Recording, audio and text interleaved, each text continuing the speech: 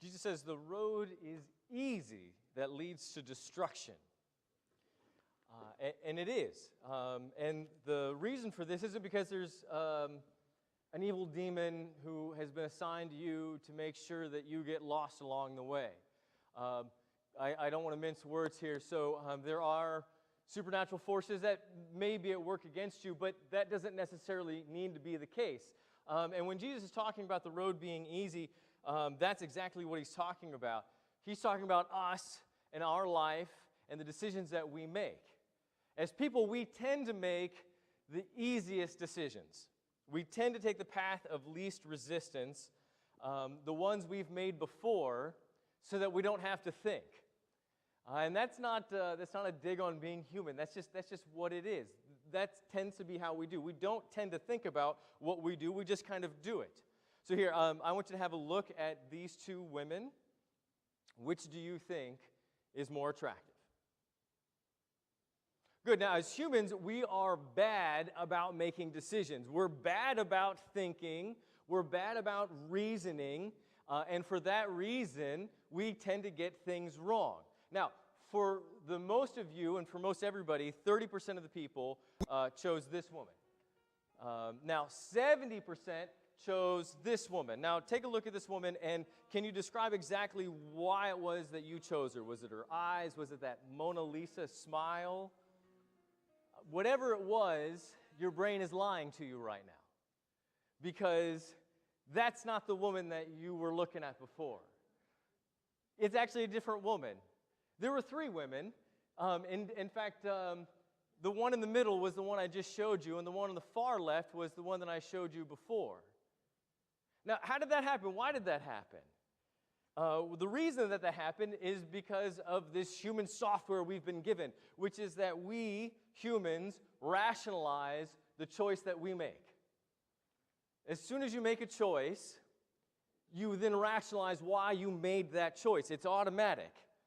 You forget whatever choice you made, and then you just decide that because you made the choice. I made the choice, which means what? The choice is right. I wouldn't make the wrong choice, which means whatever choice I make is exactly the right choice. And we tell ourselves the reason why it's the right choice after we make the decision, not before we make the decision. Here, check out this video. So Justin, this is a simple game about your decisions. I'm going to show you two photos, and I want you to point to the girl that you think is hottest. Okay. This one over here? Okay. Now, I want you to describe a couple of features you think are most interesting about her. Did you catch it? Apollo just swapped the girl he picked for the girl he didn't. You think he'll notice? Eyes. Eyes? It's got high cheekbones. And I guess the pink lipstick. Yeah, the brightness of the eyes was the main thing. He hasn't noticed that Apollo switched the cards, but did you catch how Apollo did it? Apollo has two sets of cards. Each card has the opposite card behind it. When Apollo sets them down, the first set disappears into the table, and our volunteer sees the card he didn't pick. What if I told you you just lied to yourself?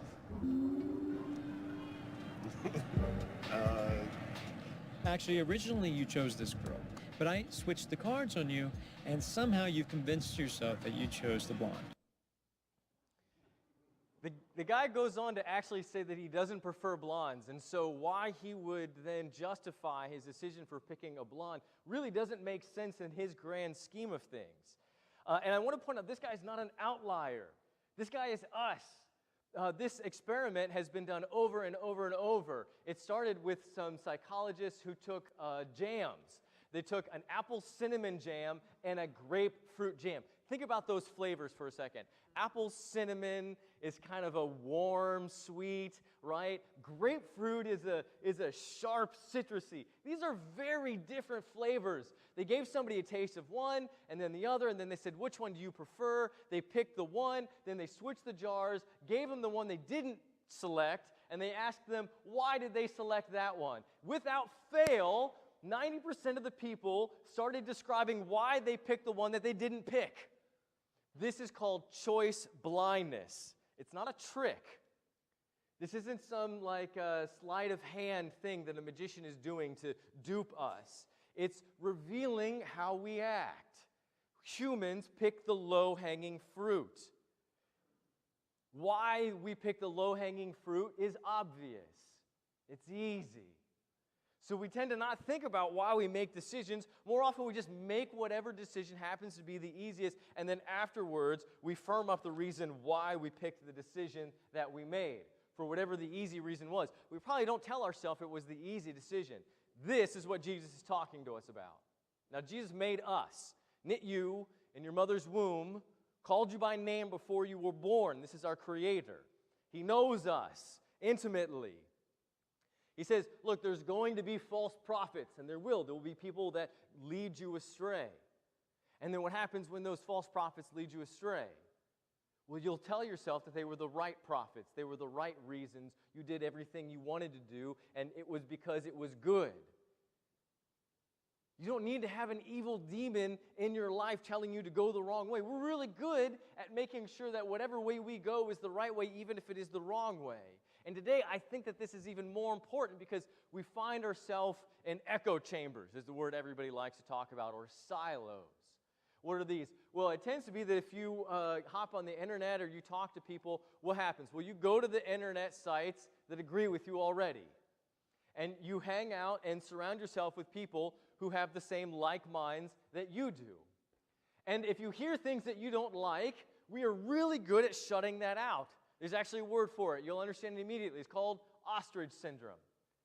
We're really good at telling ourselves what we want to hear and not listening to the things that we don't want to hear, which makes us the heroes in our own minds. This is what Jesus is talking about, the easy way.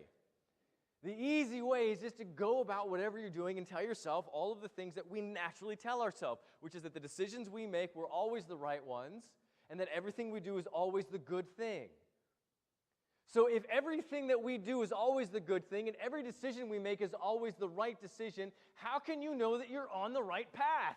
Jesus is very clear. There is a big, wide path, and it's easy, and many people take it, and it leads to the fire. I'm telling you, that is not the place to go. Jesus says, not everyone who calls on me and says, Lord, Lord, will enter the kingdom of heaven. Are you a Christian in your own mind? How can you know?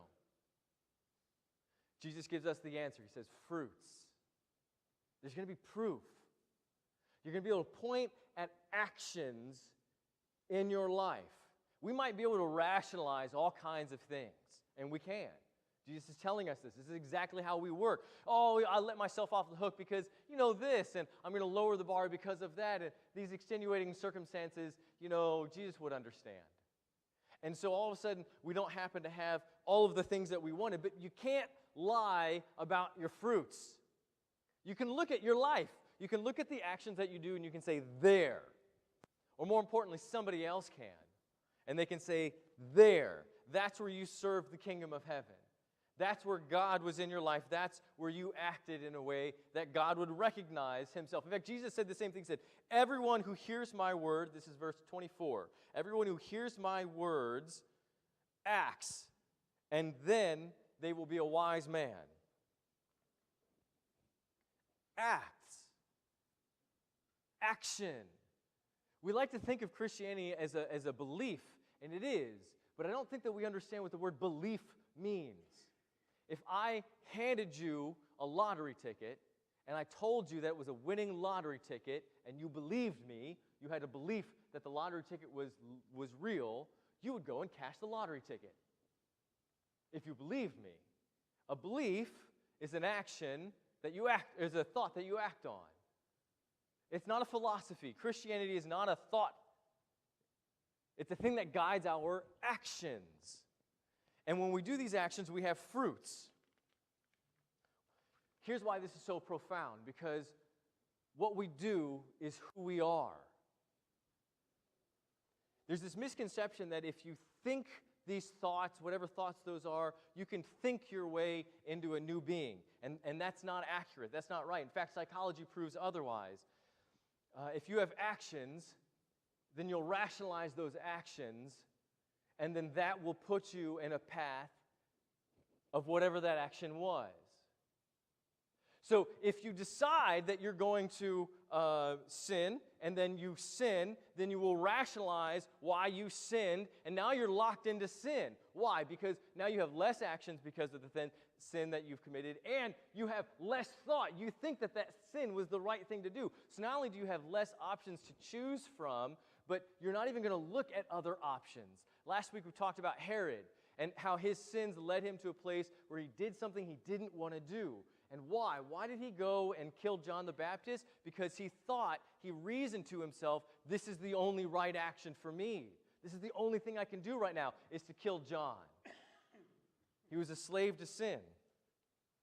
The book of James says this in chapter 1:22, be doers of the word, not merely hearers who deceive themselves.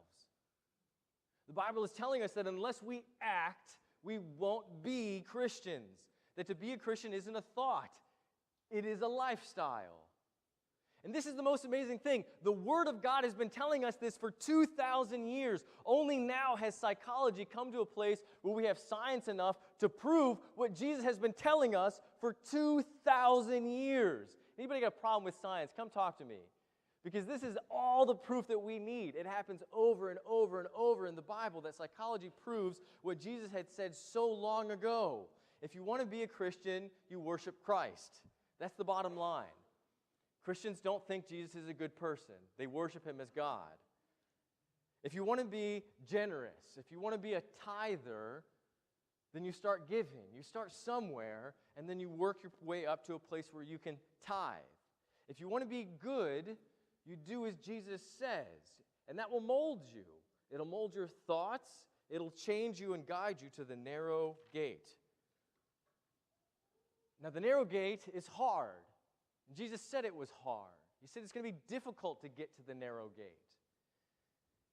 And that's because we rationalize our actions. As soon as we decide to get off the narrow path, we tell ourselves that that was always the way it was supposed to be and that it's a good way. And then, hey, you know what? We don't need to get back onto the narrow path because the good path that we're on is great, which is wide and easy. And look, everybody's surrounding me. It's going to be hard. So what happens, and what you do is you confess. This is the beauty of our God. This is why God is amazing. Because if you do an action, and then you rationalize why that action was good, then you'll continue to do that action. But if you do an action, like a sin, and then you confess that it was a sin, then you can go back the other way. This is an amazing thought, because it means that our thoughts trap us, our actions trap us. The very second we ask God to forgive us for the things that we've done wrong, we get back on track. The very act of confession brings us back in line, or at least gives us the opportunity to get back in line. This is why God is so amazing. Not so that we can pretend to be Christian, but so that we can continually get back to being Christian. God doesn't require us to be perfect. He requires us to confess. And as long as we keep confessing and keep trying, we'll have life. So God wants us to keep trying and correcting so that we might even die trying.